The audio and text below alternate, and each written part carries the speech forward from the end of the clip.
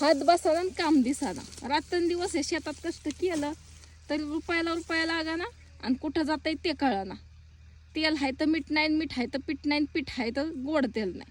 संध्याकाळी संपली साखर.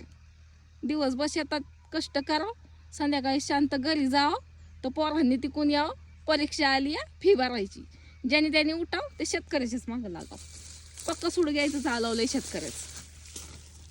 जरा कुठं चांगला दिवस आलं की अशी हाणून पाडीत येत की ती एखाद्या झाडाच्या आंब्याला दगड मारला की ते आंबा कसा टपकन खाली पडतो, तसं शेतकऱ्याची गत केली आहे. कुठल्या मालाला तर काय बाजारभाव वाढा ना, शेतकऱ्याच्या बोकांडी कर्ज मात्र वाढते. पण काय हरकत नाही, शेतकरी बी काही टेन्शन घेत नाही. शेतकऱ्याला पण कमी नका समजू, लय लागेल शेतकरी. 3-4 वर्ष कर्ज भरलेलं नाही, अजून इथून पुढं किती दिवस भरतोय माहीत नाही आणि भरणारच नाही. काय करायचंय ती करा. करून करून काय करताल, त्या बिनवाड्याच्या खोलीत नेऊन टाकताल. चालतंय की लय भारी तिथं काम, इथलं झंझटच नको.